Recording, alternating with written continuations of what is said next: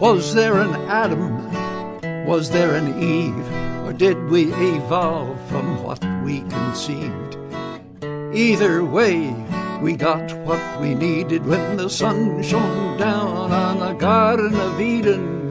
Don't you know we're gonna have a Solartopia, Solartopia, Solartopia. Don't you know we're gonna have a Solartopia all over God's green world? Well, we bit that apple and the garden was lost, and so we had to work to pay the cost. And so we went digging into the ground and started to burn many things we found, but... Oh, yeah. Started to burn too many things we found. That's the divine Dar Williams singing with the magnificent Pete Seeger and David Burns, who wrote the words to that song, except for one, Solartopia. And that was me, Sluggo Harvey Wasserman. How are you, everybody? We are back for another hour at the Solartopia Green Power and Wellness Show here at PRN.FM. Thank you, Jesse, and the crew in New York for getting the show together today. We are on with two fantastic guests. Paul Kangis, you with us? I am with you, Sluggo. Let's go. Good. You sound like you're in a tunnel, but I'm glad to have you on the show. David Hughes, are you there? I'm here. Can you hear me? Yes, we can hear you. Can you hear me? Good. Yeah, I can hear you, but I couldn't hear Paul. What's that? I could hear you, but I cannot hear Paul. Oh, that's sometimes a problem. So, not how. Can you hear me now? Can you hear me now? Better. Yeah. Okay. All right. Well, try and Paul, speak up if you would. Paul is in San Francisco, California. I'm in Los Angeles. And David, where are you? Madison, Ohio. Madison, Ohio, right next to the Perry nuclear plant, which hopefully will be shutting down in the near future. That's one of the things we're going to talk about today. We will start, actually, with the bailout at Davis-Besse and Perry in Ohio. And, Paul, you'll chime in with what's happening at Diablo Canyon. We'll deal with the existing nuclear power plants. The number one threat to the future of the human race, and I mean that with all sincerity and seriousness, the number one threat to the future of the human race is the continued operation of the 440 atomic reactors spread around the world, burning with atomic fires at 300 degrees centigrade, over 500 degrees Fahrenheit. These 440 reactors are frying the Earth. If you want to look for a source of global warming, you can start with 440 so-called controlled atomic reactions all over the planet, 5 of which have already exploded. If you don't believe me, if you don't want to take it seriously, watch the HBO series on Chernobyl. It's astounding. It's actually the number one watched series in the history of the Netflix and these other services, the Chernobyl. 5 parts. Don't watch it late at night. Even for someone who's been with the nuclear issue as long as I have, I found it incredibly disturbing, and I could not sleep after I watched that Chernobyl series. I don't know, Paul, David, have you guys seen the Chernobyl series? I have not. Yes, Paul? I've seen the first section of it.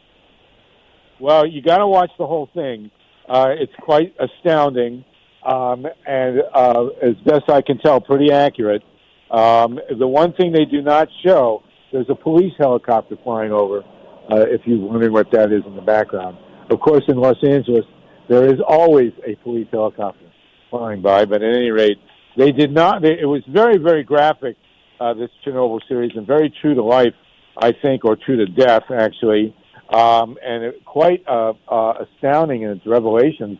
A lot of stuff I actually didn't know, even though I was in Kiev in 1996 for the 10th anniversary of the Chernobyl accident. I got to tell you, I was in Kiev. I think the conference was 5 or 6 days, and afterwards, for some godforsaken reason, the people who attended the conference decided to go to Chernobyl, which is absolutely, literally, before Fukushima, the last place on Earth that I would ever go. And this group of people went to Chernobyl. They had to go around and see the area, and one of them was my dear brother, Michael Marriott, and Michael later got cancer and died. And, I remember saying to him at this conference, Michael, we just spent, this horror show discussing what happened at Chernobyl, and you want to go there? And he went there, and, by God, he's gone. So, Michael, we miss you and we love you. And I would never go near that place. So the second half of the show, we're going to talk about the rise of solar, or the continuing progress of solar. And David will discuss especially the wind. Hello? Hey, Paul. Yes. Hello, I'm here. Oh, yeah, we're on the radio, man. Yeah, I know. Hello. Okay. So, and then with the second half of the show, we're going to discuss the rise of solar, especially wind power in Ohio, which is being stepped on by by First Energy and all the criminal utility industry there. And, of course, Paul Kangis is going to talk to us about what he's doing in Paradise, California, with the rebuilding of these homes that were destroyed by PG&E in this horrendous fire, and his dealings to get the housing there remade in solar. Before we jump into that, I do feel obliged. Last week, our show was a riveting, and I mean riveting, discussion of Jeffrey Epstein, and at the time he was still alive. And we were talking with Bob Petrakis, my longtime investigative journalist cohort in Central Ohio, and the guy's name escapes me now, who wrote quite a bit about Jeffrey Epstein, and we took bets on how long Jeffrey Epstein was going to live, and this was on a Thursday, and on Saturday, Jeffrey Epstein was dead. And I'm just reading the headlines today that the autopsy has come up with some very problematic stuff, like maybe that Bill Barr went in there and strangled him personally. And this kind of, I felt like after an hour of discussing Jeffrey Epstein with these two experts, and I'm going to put the show up and so people can hear it if they missed it last week, because it's more relevant than ever. But after talking about Jeffrey Epstein for a full hour, I felt obliged to go take a shower. I mean, it was ghastly, awful. And this is the age of Trump, where everything is sick and twisted and filthy. And you want to listen to something really god-awful, I'll put you can go to prn.fm and dig it up now. But here he is dead 2 days after our show last week, and they're just coming back with the autopsy, and there's already questions. I mean, it's ridiculous, insane. Either you two guys want to chime in on Jeffrey Epstein before we move into the world of energy here? Not me. No, the global emergency is so important. I ignore all other issues. Oh, okay. I will. Well, I will not be distracted. Well, I look at stuff that could bring down Trump, and I'm sure there are photographs somewhere with him, with his 12, 13, 14-year-old girls that they hijacked into their spider web here, and I'm sure that Bill Clinton was involved too, but we won't get too deep into that. I do deal with that because, among other things, my history of the United States is just coming out, and there is quite a bit of stuff like this in there, especially in the dealings with organized crime. None of the major history books talk about organized crime. And, David, when we get into talking about First Energy, we do want to discuss some dimensions of organized crime. I will say one thing before we get into the topics of our show. I did see some good news this morning, which is that Elizabeth Warren is now even with Joe Biden in the polls in Iowa. And there is absolutely no doubt in my mind that most or all of the leading Democratic contenders could beat Donald Trump in the popular vote. We'll have to talk more about the Electoral College separately, but in the popular vote, I'm reasonably sure that Bernie Sanders, Elizabeth Warren, Cory Booker, Kamala Harris, even Pete Buttigieg, I think, could beat Donald Trump in the popular vote. Joe Biden cannot. Joe Biden needs to be on a park bench feeding pigeons. This guy is absolutely unfit to be running for president or even to be president. And if the Democrats, God forbid, nominate him, we will lose. So I'm glad to see. I like Elizabeth Warren. I think she's a good candidate. I think she's a brilliant woman. I think she'd make a great president. And I'm glad to see that she has pulled up even with Joe Biden in Iowa. And I think if she beats him there, he will sooner or later leave the race. So that's my 2 cents worth. Let's get into the topic of the day. Let's start with the nuclear bailout in Ohio and the complete unwillingness of the governor of California at this point in time to inspect Diablo Canyon. So we'll start with David Hughes up in Madison, Ohio.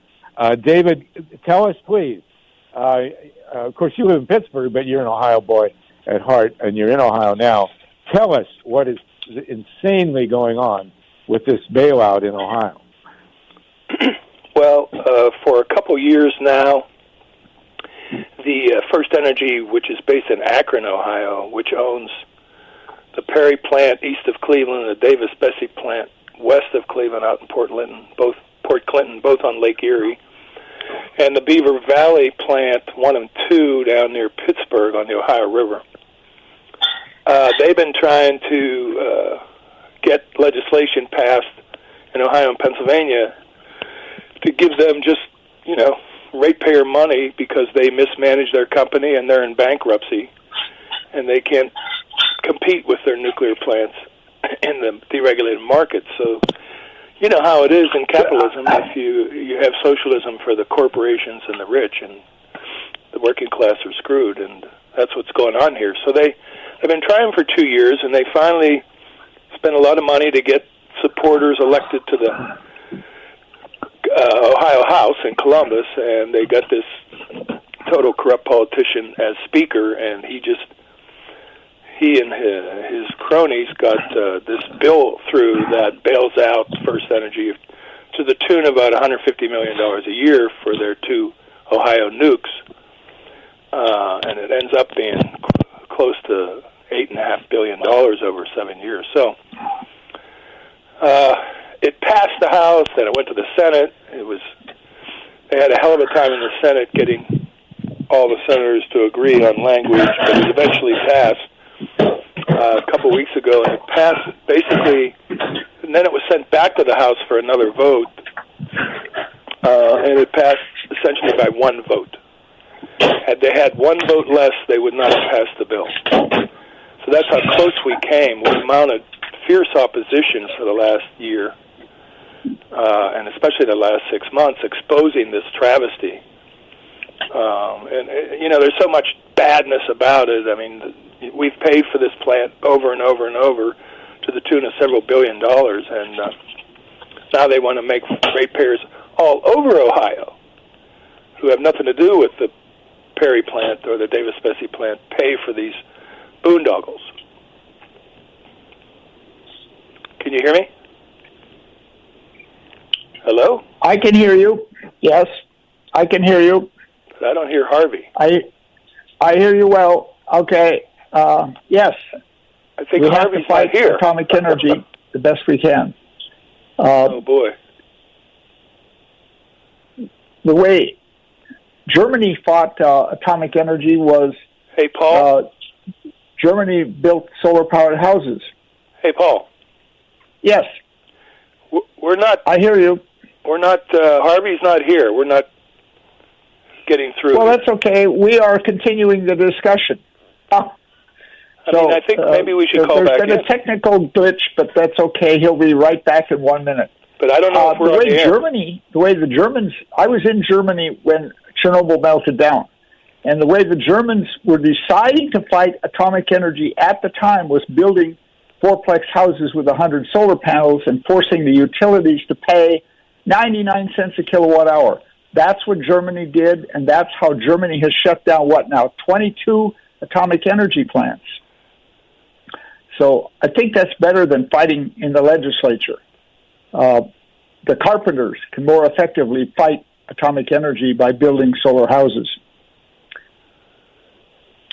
So that would be my response. How are you doing, David? Can you hear me?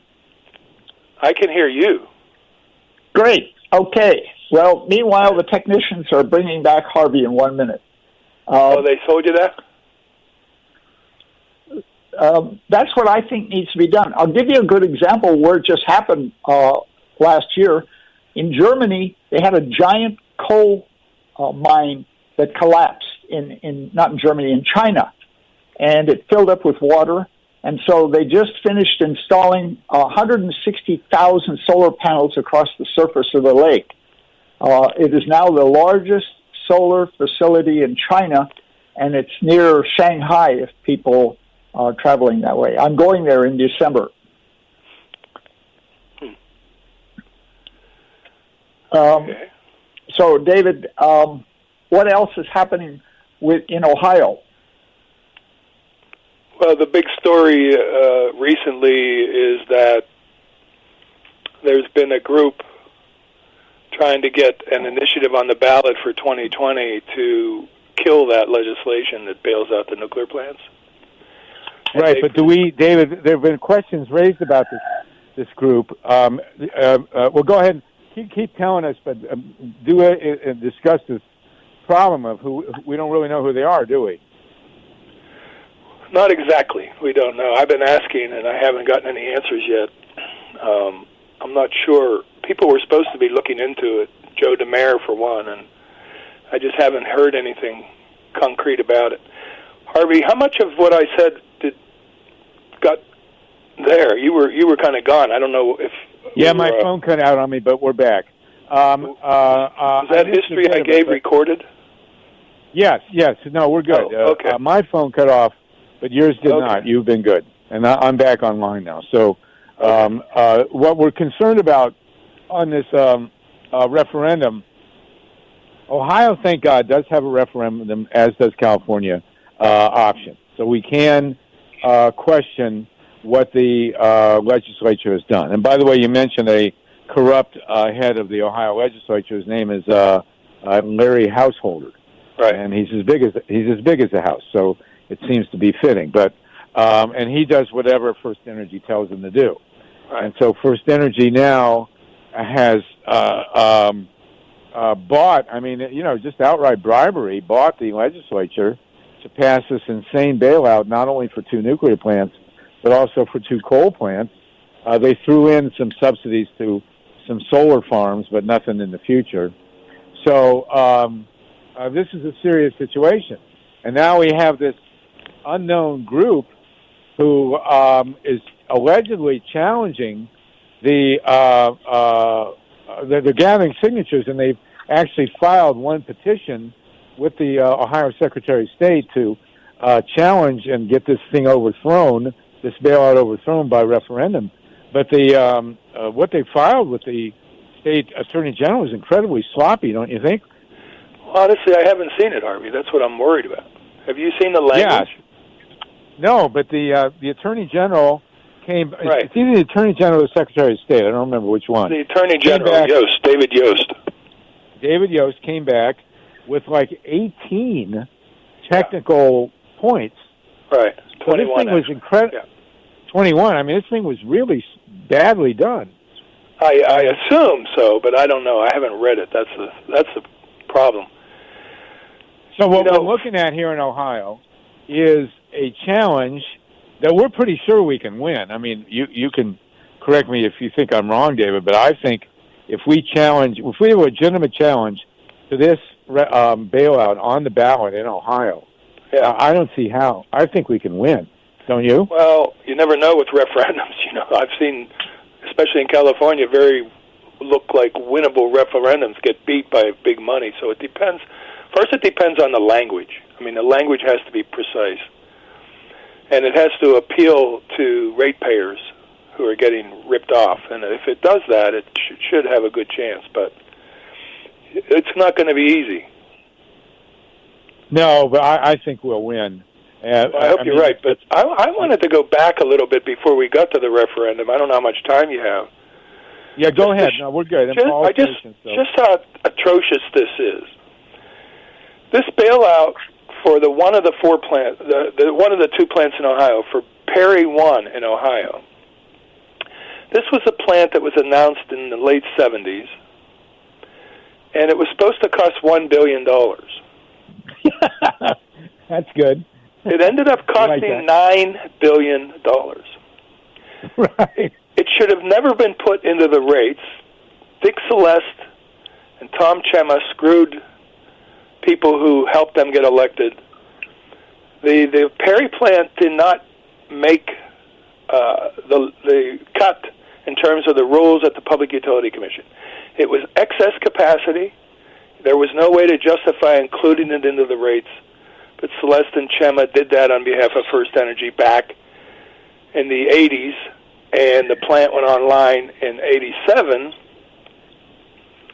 So we started paying for it, and then in 1999, 2000, when Ohio deregulated the electric generation business with Senate Bill 1 back then, we had to pay what are called stranded costs, which means if I'm a First Energy customer and I switch to another utility, I still have to pay for the Perry plant, even though I'm not a customer of First Energy. And that was called stranded costs, and they got another $9 billion in stranded costs that we paid for that plant and Davis-Besse. Well, David, it went for both Perry and Davis-Besse. Yeah, I just said that. It went for that stranded cost was for both of those plants. And also in Pennsylvania, we had to pay stranded costs for the Beaver Valley plant to First Energy. So First Energy's made billions and billions and billions of dollars on these nuke plants, even though they're bad investments and even though the company is so badly managed that it's bankrupt. I was just looking at my files yesterday to try to find something, and there's a letter from September 29th, 1988, to one of our Concerned Citizens members up here in Ohio. It's an anonymous letter from a working employee at the Perry plant, talking about how terrible the First Energy management is, how overpaid they are, how they screw the workers. I mean, it's amazing. It looks like it was written yesterday. Right. It's amazing what these companies get away with at Diablo Canyon in California as well. So let's continue with the Ohio thing, and then we'll talk about Diablo. What our fear is now is that this group that's filing these, obviously they have a lot of money, and they're filing these. They filed one petition already to get a referendum on the ballot. There's an October, I think, 30th deadline, and if they keep jerking us around and keep filing petitions that get thrown out by the AG, we could come up on the end of October and not have a referendum. Yeah, that's a big concern. It's not that much time. Once you get the language approved with 1,000 signatures attached to it, then you have until 90 days to the end of October to get the 265,000 signatures plus a cushion of another couple 100,000 signatures. So right. There's not a lot of time. If this is a fake group and they run out the clock, we're screwed. I don't know if it is. I hear rumors that it's the natural gas money in it, backing it. Well, there is a lot of fossil fuel money that wants to not have this bailout. Right. And weirdly enough, among them is the Koch brothers, who, don't believe in bailouts except for their own facilities. Right. So,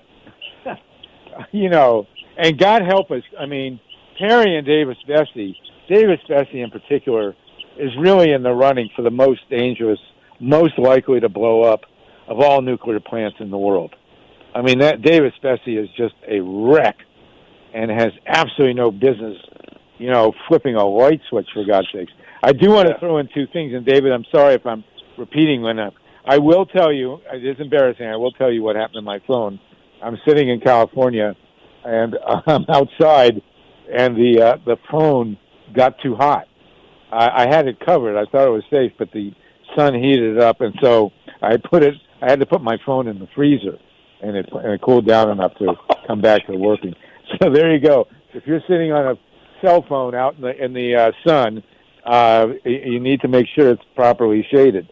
I thought mine was. This happened to me once before, but we have a freezer outside here. I threw it in the freezer for a while. I'm one of the few Americans that does not have a cell phone. Yes, good for you, man. I'm proud of you. So, two things I want to throw in here, and then we'll jump over to Diablo, talk to Paul. During the campaign, one of the most disgusting, loathsome, deceptive campaigns in the history of American politics. These thugs at First Energy dragged out all these union workers and stacked them up, in front of the legislature and on the media. We actually had a union worker in the legislature in the front of the committee break into tears over his wonderful job at Perry or Davis-Besse. And within less than 24 hours after the legislature voted the bailout for these two reactors, First Energy announced that it was dissolving its union contract at Perry and Beaver Valley. Right. I mean, they didn't even wait a full day to announce that they were going to their union contract was done. They kept it at Davis-Besse for some reason, but they want to get rid of their union contract after all these union guys got up and debased themselves for this bailout. Were you aware of that, David? Oh, yes, of course. That's why I think this letter from this employee in 1988 is amazing, because this is a company that has a big track record of, screwing its employees, especially the union members. And really, my dealings with First Energy for 30 years, I really feel like I'm dealing with the mafia, frankly. Well, you probably are. I mean, Maybe. It would seem that it is a mob operation, as best we can tell. And nuclear power is thoroughly infiltrated by the mob. I mean, as you'll remember, when they were building Zimmer on the Ohio River, they were, they were using rebar steel that was supposed to reinforce the reactor to make belt buckles. There was a prostitution ring. There was a gun-running ring. I mean, the place was like, Sicily in 1500. I mean, it's just amazing what was going on at Zimmer, and I'm sure it goes on at all the other reactors. The other thing that happened almost immediately after the bailout was Perry had to scram, right? They had to shut down at Perry. Right. God help us if that thing blows. All right, let's switch gears now. Let's switch coast. You're on the North Coast, as we call it, David Hughes. Right. Paul Kangis, you're in San Francisco, home of PG&E, Pacific Gas and Electric, another mafia operation. They are running the two reactors at San Luis Obispo, surrounded by a dozen earthquake faults, a mere 45 miles from the San Andreas. And tell us about the most recent earthquake at China Lake. Did you follow that one, Paul? Just a little. The earthquake didn't register high enough on the Richter scale for me to worry about it, because I've been through, I live in San Francisco. I go through a serious earthquake every other year. And so it didn't bother me, but what it bothers is that San Francisco used to have elephants in our zoo, and they just removed the elephants from our zoo. And as you probably know, elephants are the greatest detector of earthquakes. You can tell an earthquake coming 48 hours before the earthquake hits because of the elephant's ability to detect the stuff. So, well, what do they do? What does an elephant do? What does an elephant do when an earthquake is coming? This is what happened in Indonesia when that big earthquake hit a couple of years ago, killed 100,000 people. There were a bunch of tourists riding, about 12 elephants at a tourist stop. All of a sudden, the elephants took off running with the tourists screaming as they're on the top. And the elephants ran to the highest mountain and stayed on top. It would not come back down until after the earthquake hit. So that was an amazing story of the value of having every earthquake area needs to have a dozen elephants just to give them the advance warning, because it's better than any man-made system for detecting earthquakes. And so, yes, but back to Paradise. Wait a minute. I got to ask you, what happened to the tourists? Did they stay on top of the mountain? I mean, I hope they did. Oh, yeah, they did. They did. They had no idea what was going on, but they jumped off the elephants when the elephants stopped, but then they're up on top of the mountain, and everybody's panicking. But you can see that stuff on YouTube. There's videos of the elephants running away with the tourists in Indonesia. Well, Dave, and the story... Jump here. David Hughes, you have a place near the Perry nuclear plant. Maybe you should bring in an elephant. Good idea. Well, it's interesting what Paul's saying, because I have many visits to Southeast India and many friends there. And when that major tsunami, the earthquake and the tsunami was in that region in 2004 Christmas, everybody told me that all the animals, not only elephants, all the animals ran to the high points of the hills. So were the people smart enough to get up there with them? I guess they just are more sensitive to vibrations in the land or something. They knew it and they left. And well, it is because of their large feet and their large mass that they somehow the waves scare them, and it agitates the ear bones, the three ear bones in their ear. They hammer the anvil in the stirrup, and so they get scared by the noise and the feelings in their body, and they run. Why did they? So why did they remove the elephants from the San Francisco Zoo? What stupidity is that? Because the crazies in this town think all the animals should go free. You know, turn all the chickens free. So they sent the elephants down to Florida, I think, somewhere. Oh, for God's sakes! But yeah, it was a mistake, terrible mistake. Well, I think we should have a serious campaign for the city of San Luis Obispo and the town of Avila Beach, where Diablo is, to have a pen full of elephants, and to have it open so when the earthquake comes, they run, and we know, and they should shut the nuclear plant. Yes, absolutely. In fact, tie a chain onto the elephants that is attached to the shutoff switch.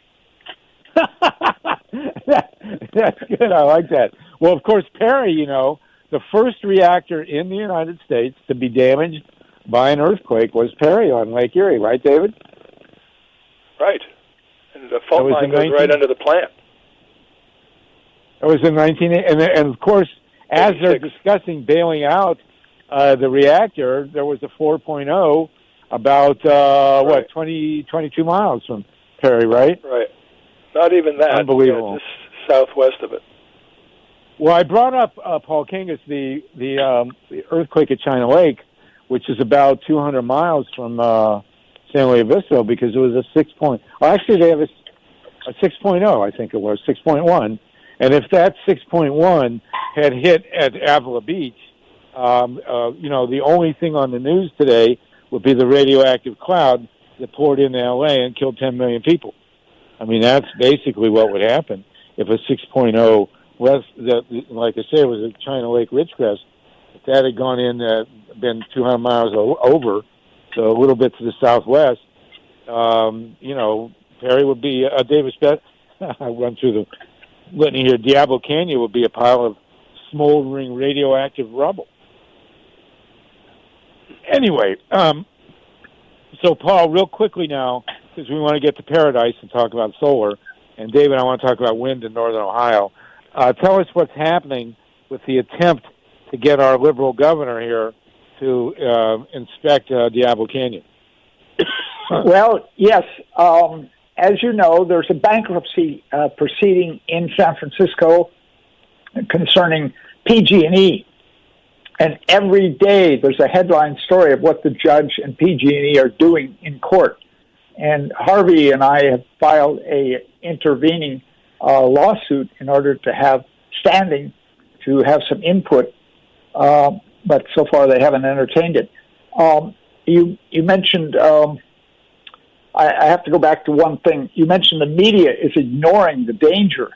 Greta Thunberg, who you probably know, just criticized the celebrities and the media in a major speech she gave at the United Nations office in Poland, 2 days ago, saying that the media is totally ignoring the danger of the climate emergency and the atomic energy emergency. And so I'm following Greta Thunberg. Now, back to Paradise.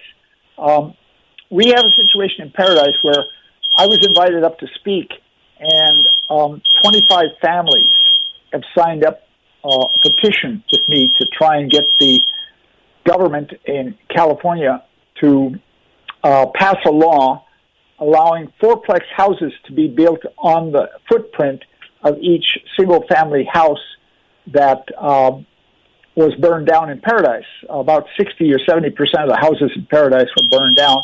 And yesterday, the money is supposed to be released. They've signed an agreement to start paying the families in Paradise who lost homes.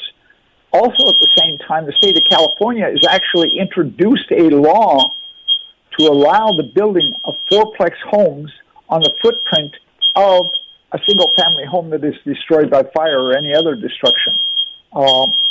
And I hope it was some of my input. Paul, do you have any idea what that thing is, that buzzing is? Say that again? You got something going off in the background. Do you have any idea what that is? What's going off? No, I don't. Do you hear? Okay. That's David, is that beeping in the background? No, yes, I think it's here. my oven. Let me go and turn off my oven. But anyhow, back to, so we're moving forward in Paradise because the money is starting to flow, and we've got 25 people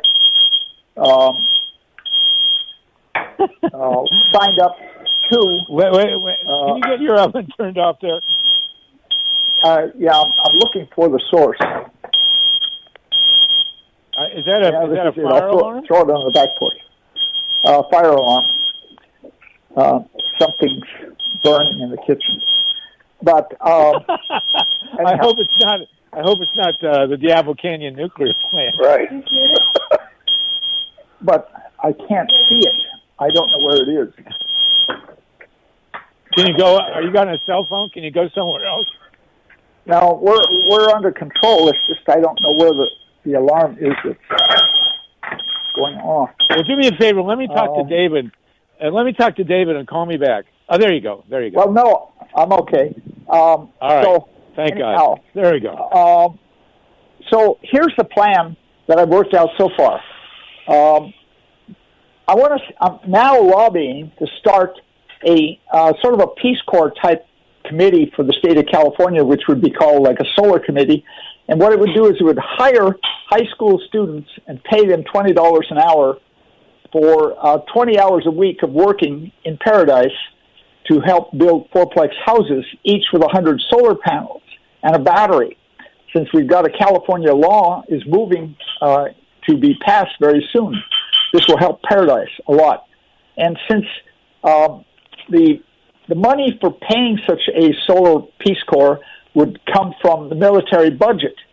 So if I was president, I would create it and use the military budget. But somehow I'm lobbying for this. And that way their medical insurance would come through the VA. And this is a whole plan I've worked out to be able to hire students and help create housing. Because California has a housing deficit because of the policy of building only solar family houses or single family houses or giant apartment buildings. So now by pushing for fourplex houses, we balance out the housing crisis in California. And it also generates money from the 100 solar panels on the roof. And this way it lowers the cost of housing because if you're getting money from the roof of your solar houses, feeding it into the grid, and PG&E, if we can somehow during this bankruptcy force PG&E to pay like 39 cents a kilowatt hour to these pioneering solar home builders, we could lower the cost of a mortgage in California using solar, and that way create a solar economy. That's my big vision. So you have a contract. When last we talked, you told me that you have a firm contract to build a solar fourplex in Paradise on a building lot where the house was burned down by PG&E. Is that right? Yes. I've got even more than that. I've got 25 landowners who've got nothing but a lot left in Paradise, all agreeing to work on this project. And so we're going forward. Now that the money was released yesterday, now we can actually get serious about doing this. And I talked to a couple of architects, none in that area, but I now that the money's moving, I can move much faster on this thing. But the most important thing was I recruited 25 families who all lost their homes to work on this project. And I gave them this, we had a long 2-hour discussion on the value of building fourplex houses. And this was before the law was introduced in California. So all the pieces seem to be falling into place here in California to help rebuild paradise. And in the process, create a plan, a model, a strategy for replacing other lost housing all over California. And at the same time putting a lot of solar panels on a lot of roofs, and plus electric cars have been introduced now. So I have a lot of hope that we can actually stop global warming in the next 5 years if we can use the California model of what's going on here in the middle of this crisis. Yes. The number one strategy to fight global warming immediately is to plant 1 trillion trees and also an ocean of hemp. And that we can do very quickly. The most optimistic or encouraging headline story that I've seen in the last while is that there was a single weekend in India where they had 1 million people who went out and planted 220 million trees, which is fantastic. That's the way. That's the short-term solution to the global warming crisis, is to plant 1 trillion trees and an ocean of hemp. David, you said you'd been in India, but you're also in northern Ohio. You want to talk to us a bit about the wind power situation in northern Ohio? Well, honestly, in northern Ohio? Yeah, I'm not sure what you mean, but there's been attempts for a long time to get turbines out on the Great Lakes, for example, on Lake Erie in Ohio, and it's always getting sort of blocked by various barriers. But I don't really, I don't know much about the wind issue in Ohio because I haven't worked on that. I haven't had time to add that. Well, let me tell you real quick. You know more, I think. Yeah, well, this is a big piece of it, and I raised this issue in front of the committee in the State House. Yeah. The Ohio State House being in the Ohio State House is being in the Night of the Living Dead, man. I mean, it's just unbelievable. So in northern Ohio, there's very, very good wind. It's not as powerful as in the Great Plains, but it's strong and steady. And what's great about northern Ohio for wind is it's flat, and the farmers really want wind power because it's very profitable, and it's also crisscrossed with transmission lines, which is a big challenge. And in the Dakotas and Minnesota, you got to build these big power lines. You don't have to do that in northern Ohio, and the wind sites are close to the cities. Right. But the criminals in the Ohio legislature in 2014 or so stuck into the code a setback clause. Right. Has absolutely no basis in anything except killing the wind business, and we're hoping as part of this pushback on the bailout to get that clause removed from the Ohio code, which would be a really great thing, and we'll see if that happens because there's actually $4 billion worth of wind farm contracts sitting in the wings waiting to be built in northern Ohio if they could get rid of that ridiculous setback clause. Right. It's really unreal. So, Paul, here in California, we have had no success in getting either the courts or Gavin Newsom to do anything about inspecting Diablo Canyon. Has there been any new developments that we can talk about of any value? Well, no, there isn't. But the best thing we've got is we've got so many crises going on in California simultaneously that we can't ignore the Diablo Canyon danger because this is a bigger danger than the fires even. And it's being ignored. You mentioned the trees earlier. The only good news I had on the trees, I read a newspaper called China Daily every day. And about a week ago, they reported they have this massive fight against desertization going on around the Gobi Desert. and they've planted, I think, 20 million trees in the last year around the Gobi Desert to take back the desert. So China is pushing the tree idea very hard. They have thousands and thousands of volunteers out there, and they have the army actually out there helping plant the trees. So you're right. Well, planting of trees is very necessary. To put it in perspective, in the 1930s, when the Dust Bowl was happening, Franklin Roosevelt used the CCC, and there was a huge deal, the Civilian Conservation Corps, and they went out to the front range of the Rockies because they wanted to slow down the winds coming off the Rockies and blowing all the dust up in the Great Plains there. And they planted 32 million trees. And Franklin Roosevelt actually made a quip that his real profession was that he was a tree farmer. But 32 million trees was considered, an astronomical number. And now for the people of India to get out and plant 220 million in a single, 7 times as many in a single weekend, that's a big deal. And we're also seeing, the spread of hemp, which is a great enemy of global warming. There's also people, by the way, who've been trying to reclaim the Sahara with tree planting. So let's hope that happens and happens really, really quick.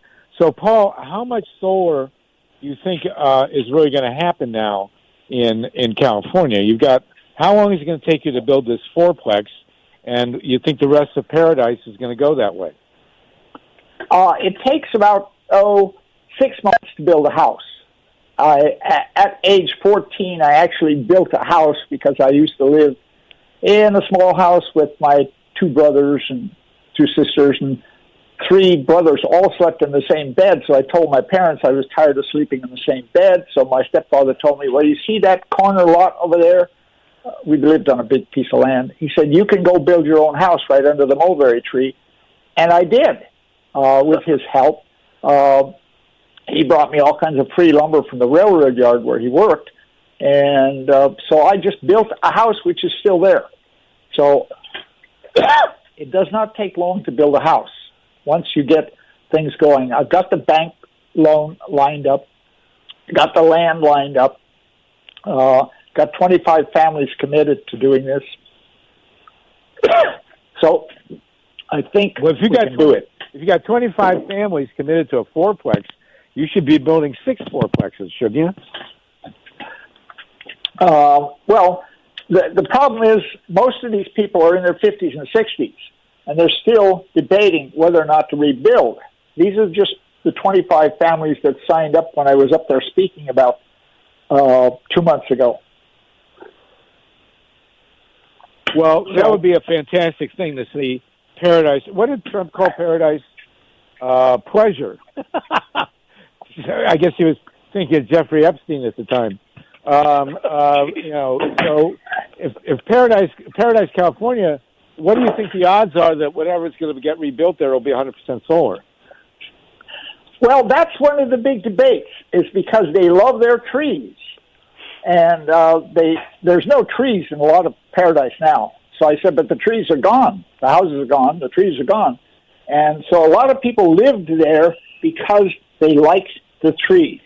And so they don't like the idea of building houses on a lot where there may not be a tree on the lot. But that's the reality, simply because the trees are gone right now. So there's a solution to a lot of them. I mean, obviously the problem is you don't want the tree to shade the house, so the solution is to build short trees. Or build them on the north side of the house. Yeah. Oh, yeah. That's right.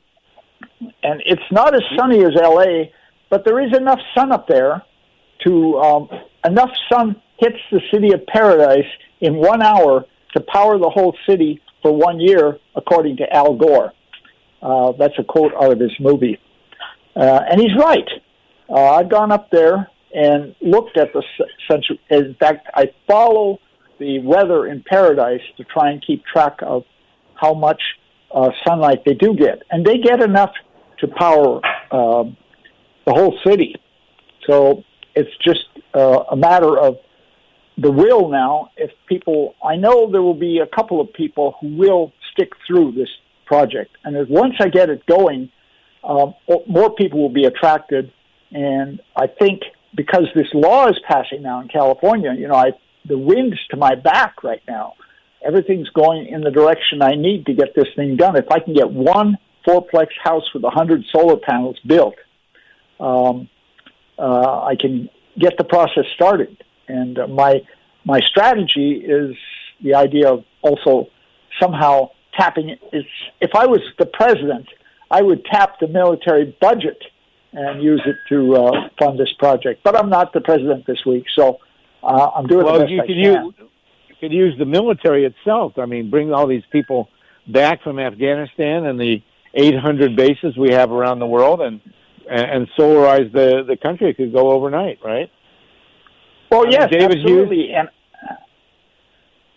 I'm a member of Veterans for Peace, so I've been trying to recruit veterans to participate in this project. I'm going to find some veteran who would like to live in paradise and help me build one of these fourplexes.